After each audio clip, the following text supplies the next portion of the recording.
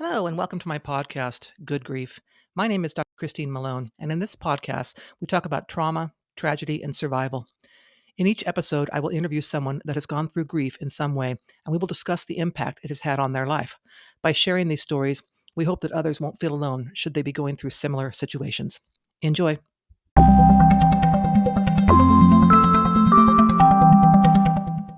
Go. Okay, listeners, thank you so much for joining me today. My guest today is going to talk about how she survived domestic violence in her life. So, guest, if you would introduce yourself and then tell us a bit about your story. Hi, everyone. My name is Rose Jones, and I'm a survivor of domestic violence.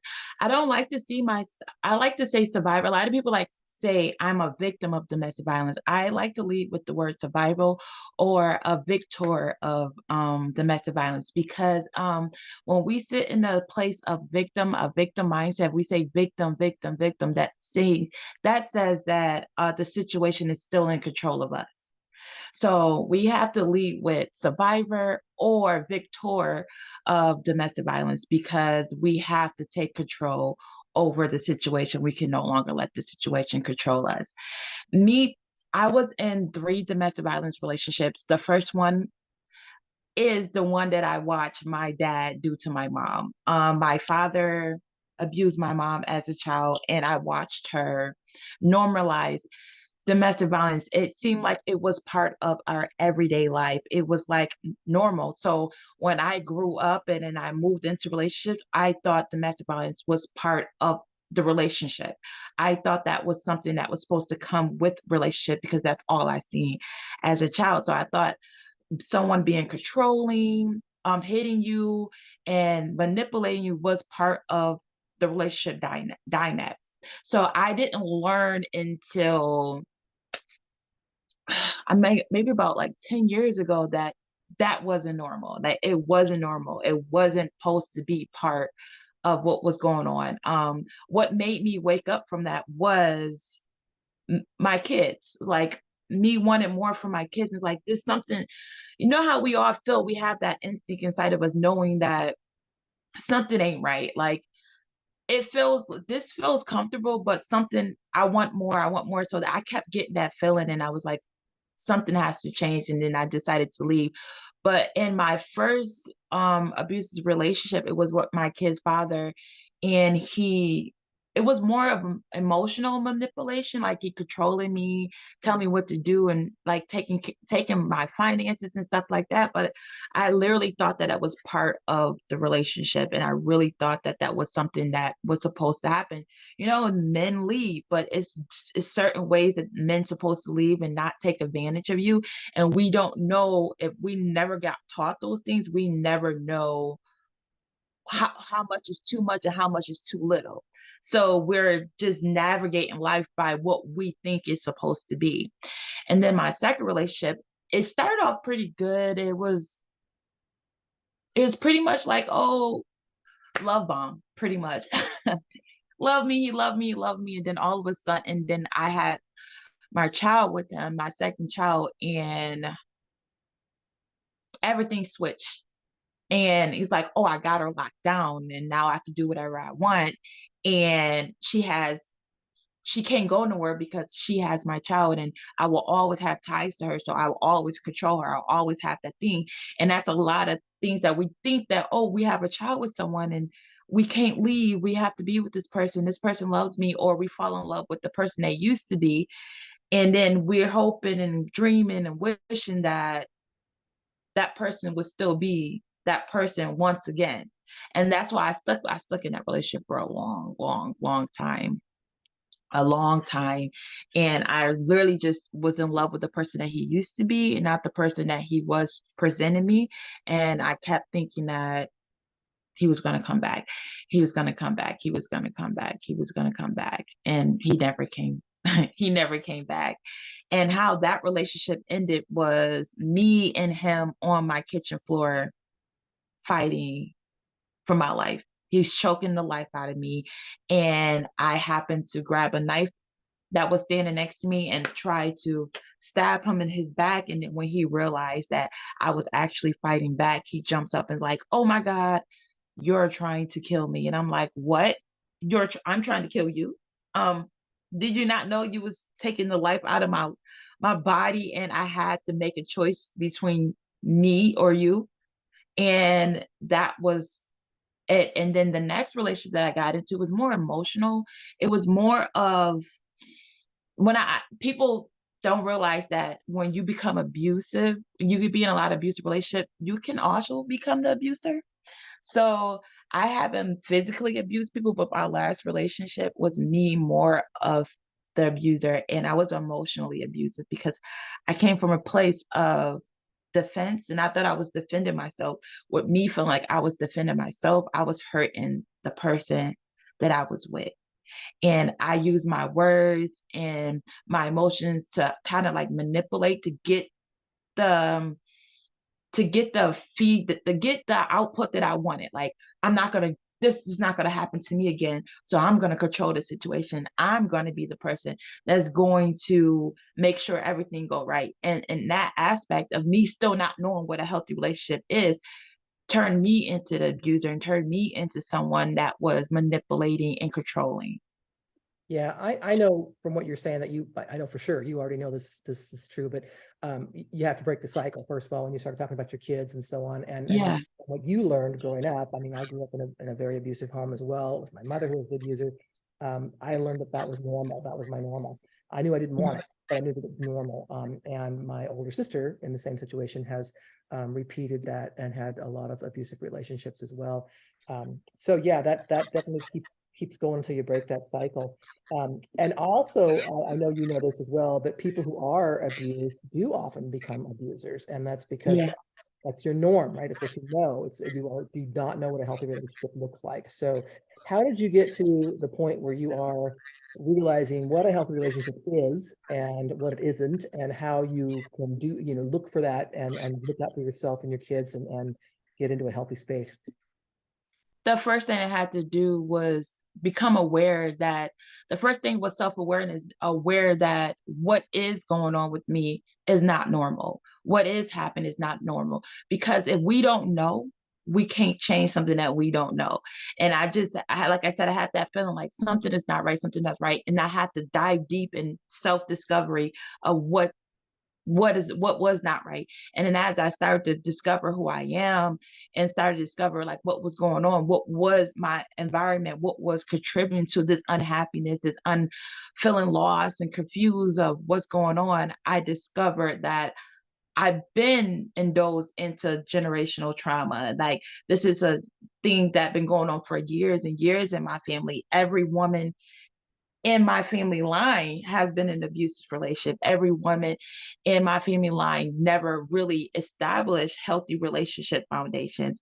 And I knew that I couldn't go to them to find those answers, but I have to find them for myself. So I started to read books, started to take courses. I started to do a lot of self-education, self-discovery, self-education. And that's what led me on this journey today of me healing myself and healing my generational curses and moving forward and trying to stop this from moving into my children's life is self-education. Pretty much is self-love, just embarking on a journey of self-discovery and knowing what I do want and what I don't want. And like I said, I'm accountability coach and for taking accountability and responsibility for my future, accountability for what I did in my past, knowing that I can't change it, but understanding what I did and understanding how to prevent it from happening in the future.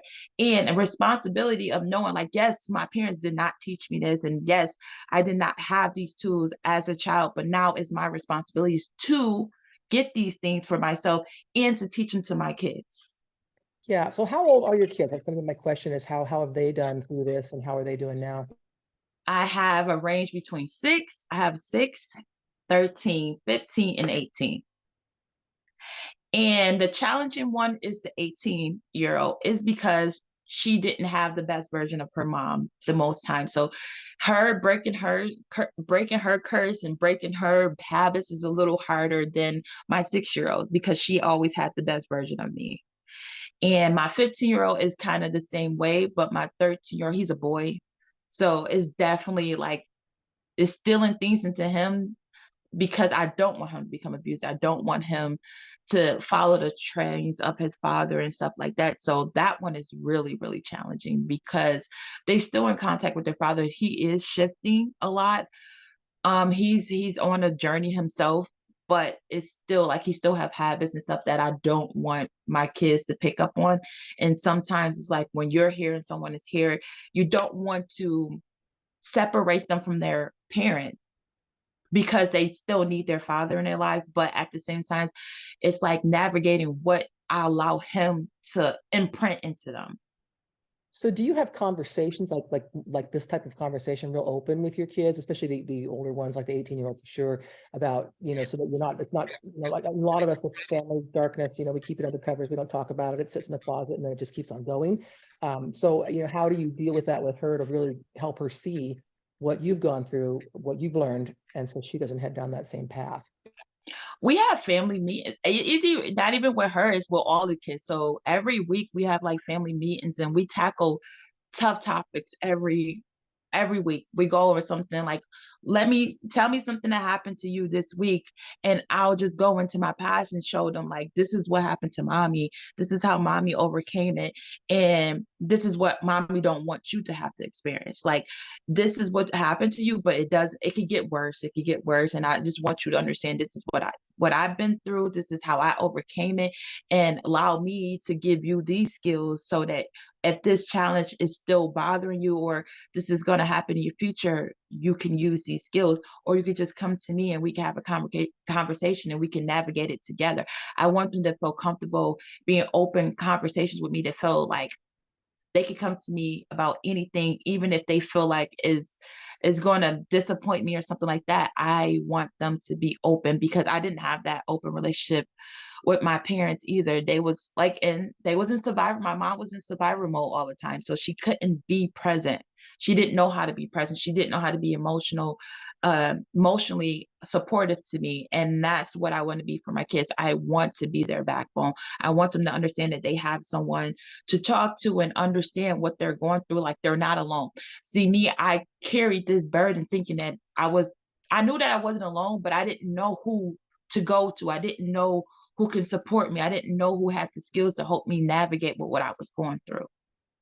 Yeah, no, that makes perfect sense. I'm curious to know, I know you said the kids still spend time with their dad. How do they feel about their dad, knowing, that you've shared your story with them about, what's happened to you over the years? I tell them not to be biased. I teach my kids that my relationship with someone else doesn't mean it has to be your relationship with someone else. So I don't want them to take on my burdens of hate or frustration with him because I'm mad or we had a history. Is not their burden. If they haven't experienced that version of their father, is not their burden to carry. Oh, that's great. I'm glad to hear that. Yeah. So, two other things I want to talk to you about. First of all, I want to hear about this life and accountability coach that you do, and to kind of tell us how you got into it, what it is that you do for people, and so on. So I got into accountability coaching is because of my journey. Like understand, like I did a lot of blaming and making excuses and like that keeps me in a victim mindset. And I was like, how can I get out of this? Like, how can I get out of what's going on? Like, why do I keep blaming people? Why do I think that everybody else is fault to how my life turned out? You know what I'm saying? So I started to explore, I started to do research, and then I came around the word accountability and responsibility. And I looked into it more and more, and I found a program about like accountability, and I took it and I learned through that program is that accountability is about more of not blaming but just acknowledging this happened. Now that this happened, what's next? A lot of people think that accountability is like, oh, I did it, I did it, I did it, I did it, it's my fault, it's my fault. It's not that. It's more about acknowledging that something did happen, this happened. Now you're not 100% responsible of what everything that happened in that situation, but you have to look into that situation and see, where did you play, what did I do in this situation that made it go wrong or made it go right? You know what I'm saying? Like, and acknowledging what you did, and if you did something that made it go left, you see what you did, you analyze what you did, and then you try to shift it and change it so it doesn't happen in the future. And if you did something that did right, you're like, okay, this is what I did that made a great impact on my life or somebody else's life. This is something that I want to keep doing moving forward. It's acknowledging what happened and how you can move forward in life in a positive way in both aspects, if we want left or right. So you know the tools and aspects you can use to move forward in a positive way in your future. And I thought that was the best thing for me in that moment of my life. Like, I really need this, because I look at situations where I go back and think like, in my heart and all hearts, I knew that this was wrong, but I just didn't know what to do about what this being wrong. You know what I'm saying? And now I have the ability now to go back and analyze what went wrong. And now I have the skills and education to know what to do now to move forward so that it doesn't play again in my life. And if this situation do come up, I know better coping skills and situations that I can use so that it doesn't play out the same way. Yeah, you know what I love about that is you started off talking about, accountability, survivor, victor rather than victim, and so on, which I absolutely love. Um, I know that a lot of people think that, domestic violence, that you're the victim, that, the other person is just completely at fault. The survivor is not at fault, but to take ownership and to think about the things that you could do differently. Yeah, And again, there's no go back in time. I totally, you can't regret that and go back in time and fix things. But to the whole part about moving forward, like, this feels so powerful to use the yeah, word accountability in that. It's just, it's really strikes me. So it is. how do you find are your clients mostly people who have experienced domestic violence, or how does that usually work? Trauma, like I just not domestic violence, like trauma as a whole, because I feel like most like rape victims, domestic violence, like, yeah, most of them is like domestic violence, but I allow like mental, like a lot of people go through a lot of mental issues and stuff like that. And it's like through their trauma and a lot of things. So most of my clients in my membership is going to be like trauma based clients, and most of the people that I encounter is they lack self-love. And I noticed that the root of most people trauma, or they're stopping themselves from healing from their trauma, is a lack of self-love, because the trauma that they experienced had them believe that they're not worthy, they're not enough, they can't accomplish anything. So they get stuck in that realm of, this happened to me and that's it. Now I have to sit with this and there's nothing I can do about it. And it's everything that you can do about it. We can do everything about it. We can't change the situation, but we can change the outcome from the situation. And a lot of people don't think that. They just think that the situation happened to them and now they're allowing the situation to control their life, instead of them controlling the situation. Yeah, that's great. Yeah. Can you give us an example of, obviously no names, but of somebody who had something, came to you with something like that, and how you helped them to see that path forward? So I had this one person that came to me and was like, I it was crazy. She's like, when my significant other hits me, I see it as a place, I see it as a thing of love. I'm like, why? Why would that be? She was like, because he's jealous. That jealousy is a example of love. And I'm like, no, it's not. Like, I'm like, what made you think that? She's like, because everybody around me, ever since I've been growing up, jealous. When you show somebody that you're jealous, that means that they care, that means they're concerned about this and this and this and that. And I'm like, now I'm gonna need you to explore that more. I had her go backwards. I'm like, where did that, I wanted her to find the root of it. And she found the root of it. And when she found the root of it, she realized that the root of it came from a place of her showing jealousy towards her siblings, because she was jealous of the love that the parents gave her siblings. And then she realized that, oh, I was doing all of this because I was jealous. I was jealous of my parents because my parents showed my siblings love. So I feel like, oh, because I was jealous. It's hard to explain. I feel like that if my parents was jealous, if I was jealous of my siblings, is because my parents loved them, and she connected love and jealousy because of that one experience, because she felt like her siblings was getting more love than her. And when she moved forward, every relationship she had, because the parent relationship was hindered because of she didn't feel like the love that she was getting from her parents was equal to the love that her siblings was getting. And she used jealousy to attract love, if that makes sense. Attract love through jealousy. And she felt like that's the only way that she felt like her jealousy was coming, is her love was coming was through jealousy.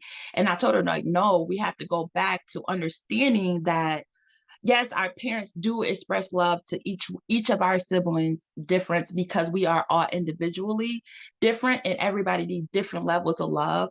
And with that being said, you just have to express to your parents and express to the people around you the level of love that you need. You know what I'm saying? So, and that goes back to loving yourself enough to knowing what you need, and knowing what you need and what you need to express so that you can get what you want and what you need to survive in a relationship. It sounds that confusing. It's hard to explain.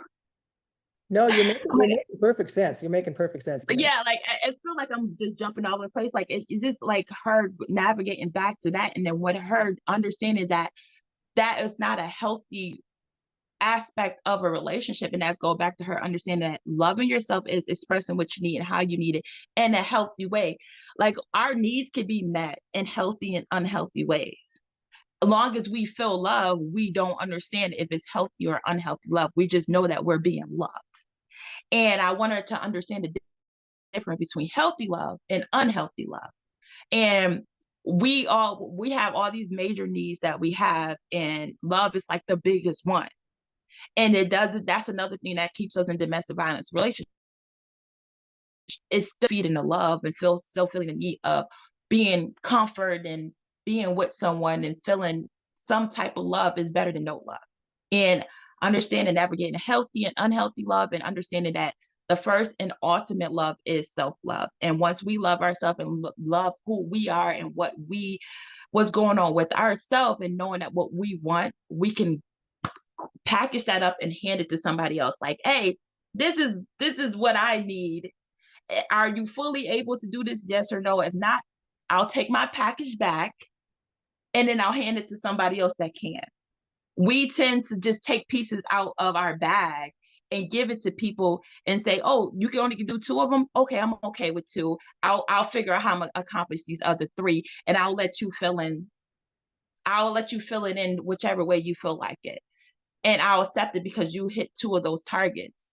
And we can't do that if we want to really love ourselves and really heal. Especially if we're healing, you cannot give people options of what they can fulfill or what they can't fulfill if you fully need all five of those to fully thrive in a relationship.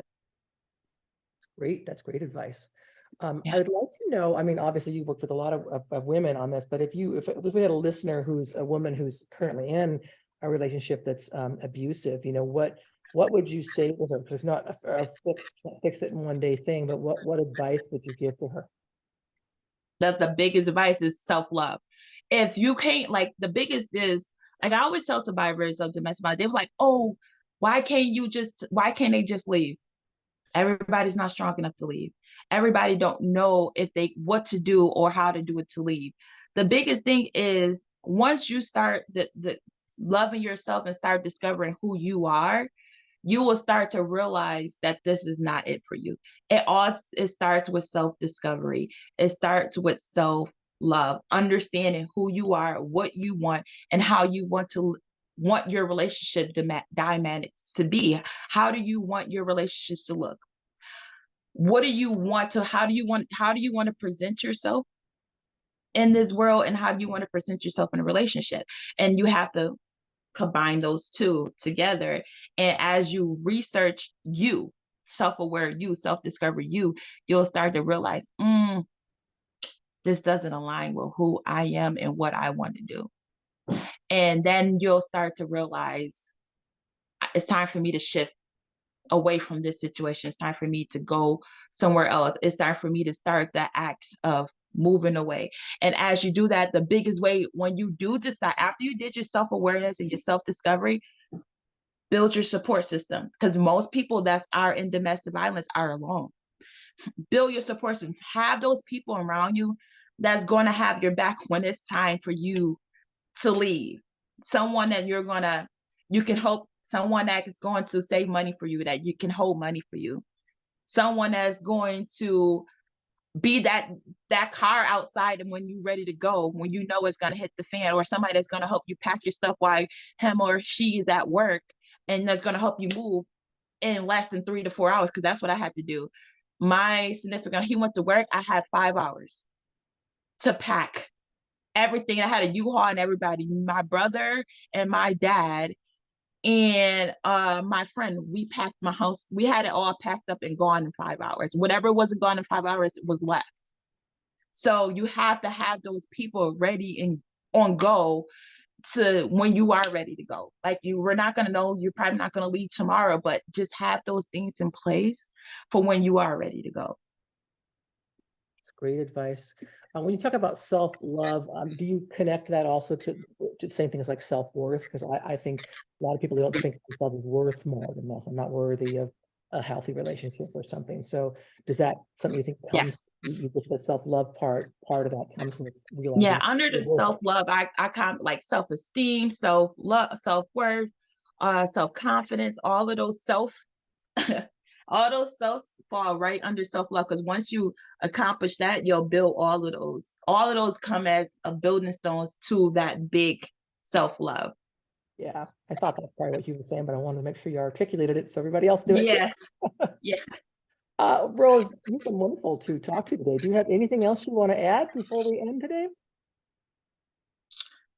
I just want women to know that they are not their situation. They are not their trauma. Like we all can heal, we all can move forward in life, and we are capable of healing and growing and being the best version of ourselves. It's just us loving ourselves and us knowing that we are capable of doing it, and just giving yourself the courage to step out of your comfort zone and just doing it. Like it's just one step at a time. We don't have to do big steps, just baby steps, just one thing. Just wake up every morning saying, I love me. Wake up every morning, putting yourself first, doing something for you, saying no to things that you don't want to do, standing up for yourself, using your voice to tell people how you feel and what you want for yourself. Just be your own advocate. The same way you will support a friend, do that for yourself. That's powerful. Thank you. Well, Mhm. thank you so much for joining me today. When we air your story, we're going to include a link to your website so people can reach out to you if they would like to engage your services as a coach, because I think you'd be a great fit for a lot of people. Yes. So thank you. You're welcome. Thank you for listening to this episode of Good Grief. To hear more about my personal story, please pick up a copy of my book, The Day I Became the Spider Killer, a memoir of trauma, tragedy, and survival, available in paperback, Kindle, and Audible via Amazon, Barnes & Noble, and other online book retailers.